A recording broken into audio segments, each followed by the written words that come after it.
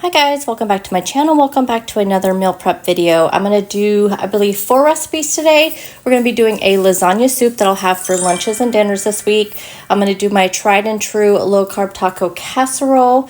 I'm going to make some buffalo ranch cauliflower bites, which I'm going to turn into tacos.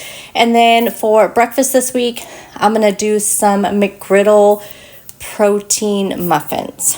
So first up, we're going to start off with the lasagna soup. So I'm going to do this in the crock pot. So for this recipe, we need some ground beef. We'll need some diced onion, which I'm just going to use the frozen kind. We need some minced garlic. So I'm just going to use this jarlic, as I call it. We have some 28 ounces of crushed tomatoes. You're supposed to need 15 ounces of tomato sauce. My store was out of the 15-ounce can, so they gave me 2 of the small ones. So I'll just use both of those.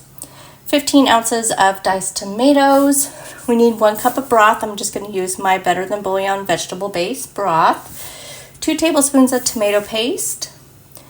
And then we need some Italian herbs. The original recipe I will have linked down below does have all the different herbs listed out, but I just use Italian herbs in place of that. Salt and pepper. And then normally you would use some lasagna noodles, but I have about a half a box of this low carb pasta that I'm going to use in place of the lasagna noodles. But if you want to use lasagna noodles, I believe you use 8 noodles that you just break up.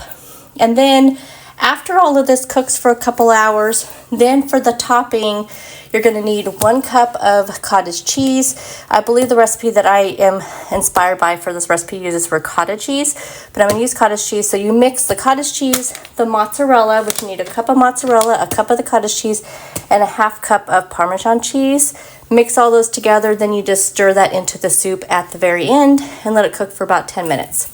So let's go ahead and get all of this started. The first thing I'm going to do is ground up most of the way of this. You can just put ground meat in there uncooked if you're using in a crock pot, but I prefer to cook it a little bit with the seasonings and the garlic and the onion just to make it a little bit more flavorful.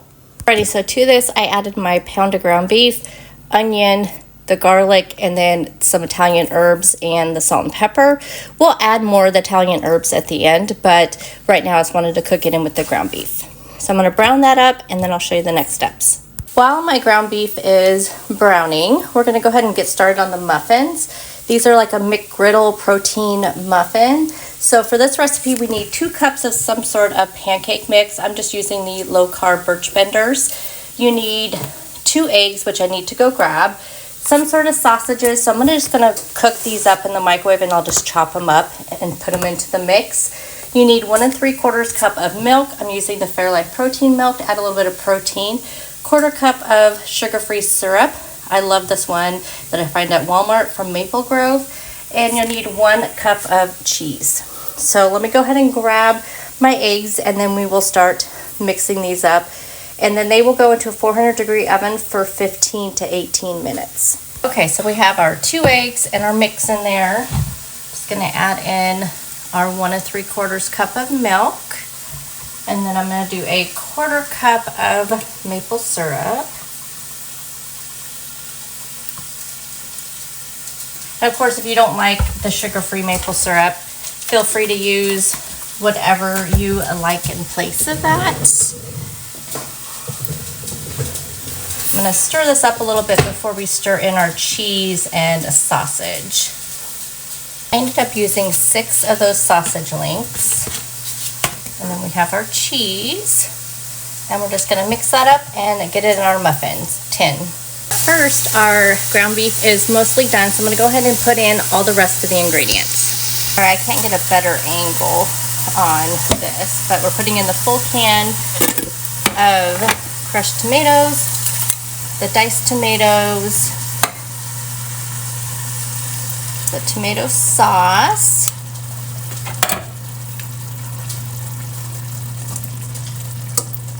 and then our tomato paste, which I'm just going to kind of squeeze in, do about a tablespoon.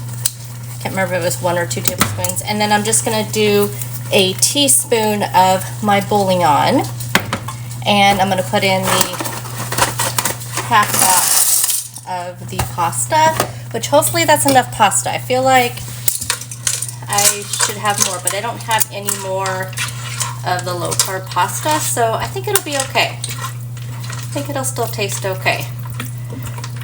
Okay, so I'm going to grab the bouillon and put that in, and then I'm just going to cook this on high for about 2 hours. I mean, really, it's just a matter of getting the pasta cooked and just getting all those flavors melded together. I'm going to go ahead and add in a little bit more Italian herb.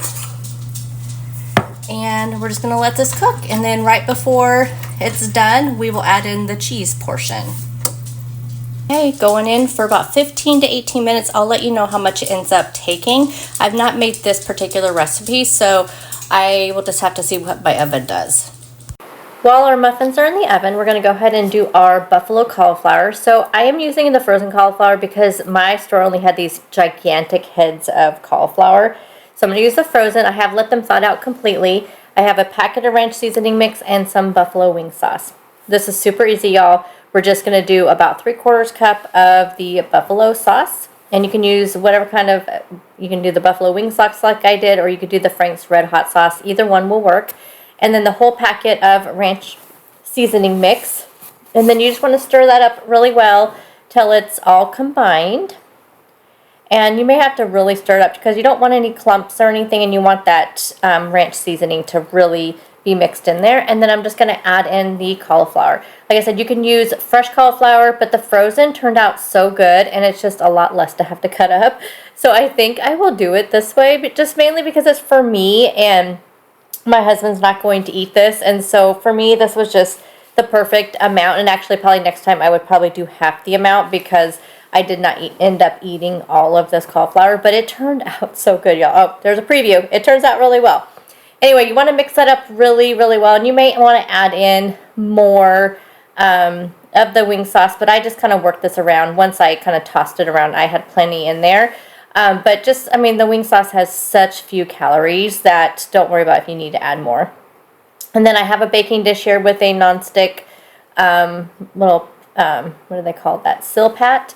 So I'm just going to go ahead and just put my cauliflower all over. And you want a single layer of this because you want to make sure that they all get nice and crispy. And when I reheat this, I will reheat it in my air fryer just so I can get it even crispier after, you know, some prepping this and it's going in the refrigerator. I will reheat this in my air fryer. But I'm going to go ahead and put this in a 450-degree oven for about 20 minutes. And while we're doing that, we're going to move on to our very last thing that we will be prepping today. The last thing we're going to prep is my tried and true low carb taco casserole. As you guys know, I make this different pretty much every single time. I will have the original recipe linked down below, but I am using ground turkey. You can use ground beef, ground chicken, ground turkey, whatever you want to use. We need a can of diced tomatoes. This is like the Rotel tomatoes. That's my addition. I'm using onions, taco seasoning. We have our rice cauliflower here. We are going to use some garlic. I use this tomato bouillon in place in my rice cauliflower. And then we have some tomato paste. And then, of course, our garlic, as I call it. And then we have our cheese. Now, the original recipe calls for 3 cups of cheese. That is a ridiculous amount for this size of recipe. So I only used this whole package, so half the amount of cheese. And then we are topping it with cottage cheese instead of sour cream. So the first step is to take your rice cauliflower. Now, don't skip this step. Take your rice cauliflower and you want to put it in a saute pan and saute it up. Now, the tomato bouillon, that's optional. That is not in the original recipe. However, I just feel like the cauliflower is way too bland if you don't add something to it. So these are my additions and what I highly, highly suggest you do. So just add in some of that tomato bouillon, add in some minced garlic, add in some tomato paste, and add in some onion. I do believe the original recipe calls for bell pepper, but it was in a rush and I just didn't want to take the time to cut up some bell pepper. So that's why I'm using the diced tomatoes and the ground beef, and I'm going to use just using the diced onion in here. But if you can find that tomato bouillon, which you just find it in the wherever your regular chicken bouillon stuff is at, that's where you'll find it. It works great in rice cauliflower, but also works great for rice as well. So I literally cook mine until it's charred on the bottom. So I just have it like I think I put it on like temperature 6 on my stove, and I just literally let it sit there until it got nice and crispy. And honestly, what this does, you guys, is it really dries out that rice cauliflower, and it makes it really have a more of a rice texture. And it just works out perfect. You guys know this is how I make my rice cauliflower almost all the time. Next up, we're going to use that same pan. We're going to make our ground turkey. Don't need to clean your pan in between. This is all going into one dish. And then I'm going to add in some more onion. And then, like I said, I'm going to add in that Rotel tomatoes in place of like using diced up bell pepper and all of that. Like I said, they'll put the bell pepper in there, but I like using those cans of Rotel. It just adds so much flavor, again, to the ground turkey. So you have your first layer here. So I have a casserole dish. This is 11 by 8. Sprayed it with some cooking spray. Put in your first layer, which is the rice cauliflower. Then we're going to finish up our meat. So I always wait till my meat is mostly done before I add in the diced tomatoes. It just makes it to where, you know, you can add a little bit more flavor and stuff to it. And then I'll add in the taco seasoning as well. Now, because we are not adding in, since we added in those diced tomatoes, we don't need to add any water with that taco seasoning. If you're not using diced tomatoes, I would suggest that you probably will want to add a little bit of water in just to incorporate that seasoning. So I would suggest that. So we're just going to cook that through, and then our second layer is done. We're just going to put that right on top of our rice cauliflower. Next up is the cheese. Like I said, the original recipe, I'm pretty sure calls for 3 cups of cheese. I'm just doing this entire package, so this is 1 3/4 cup. And you guys look at this. This is plenty. Plenty. It's possible I read the recipe wrong, but I'm pretty sure it's about 3 cups of cheese. So we're just going to smooth that all out. And this is going to go into a 350-degree oven for just about 15 minutes. You're really just melting the cheese is what you're doing. And it's going to look like this when it comes out. Now, I will cut this into 6 servings. Sometimes I do 4 servings if I'm really hungry, and especially if I'm using the 99% fat-free ground turkey, because then it's super low calorie and low fat and low points and everything, but you still get that high protein. But in this particular case, I did cut it up into 6 pieces. So let me show you how I used this for my lunch one day. So you can see here, this has been in the refrigerator for a day. I cut it up into 6 pieces. I have some cottage cheese. Now the original recipe calls for sour cream. I'm going to use cottage cheese. We have our green onions, our cilantro, our tomatoes. I just put this into a casserole dish, heated it up, added my, or not casserole dish, like a meal prep container, added my cottage cheese on top. We have our cilantro and we have our green onions. And if you like cottage cheese, let's leave that off. Add some sour cream or add some avocado. You can do so many things with this bowl. Our muffins are out of the oven. Now these took a lot longer. I overfilled the muffin cups, so that was my fault. I ended up cooking them for 25 minutes. No, it was 32 minutes is what it ended up being. So they got a little bit done on top, but you guys, I feel like they turned out pretty well, and they did end up cooking through. So here's our little McGriddle pancake muffins. Our cauliflower is out of the oven. Look at that, y'all. Oh my gosh, it smelled so good cooking also, but they came out so good. Again, I'm going to put this into a container, and then we will have this to put in bowls or just have as a little snack or as some tacos. Starting off with 2 of these La Banterita carb counter. These are the snack size.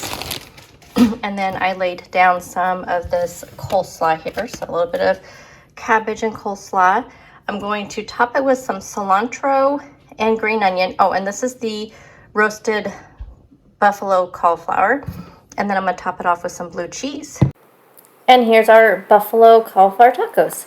We're going to finish up our lasagna soup. So we have all of our cheeses in here, and we're going to just add that to our soup. So here's what our soup looks like after about 2 hours on high on the slow cook setting. And my pasta's all done. We're just going to stir that cheese in. And no, this is not a pretty dish for sure. I don't even know how you would make it look pretty. But I'll tell you what, I tasted this. I had like a little bowl of this after I was done meal prepping. And it tasted so good. And honestly, because in the original recipe, you're taking the lasagna noodles and you're breaking them up, using a different kind of pasta makes 0 difference. I did add on a little bit of fresh parsley on top. You can add some basil, parsley, whatever. So I added that on top, and this was a fantastic dinner. Highly recommend this recipe. And that is our meal prep for this week. Thank you guys so much, as always, for taking time out of your day to watch my videos. All the recipes will be linked below. And thank you guys so much. And I'll see you guys in the next one. Bye, guys.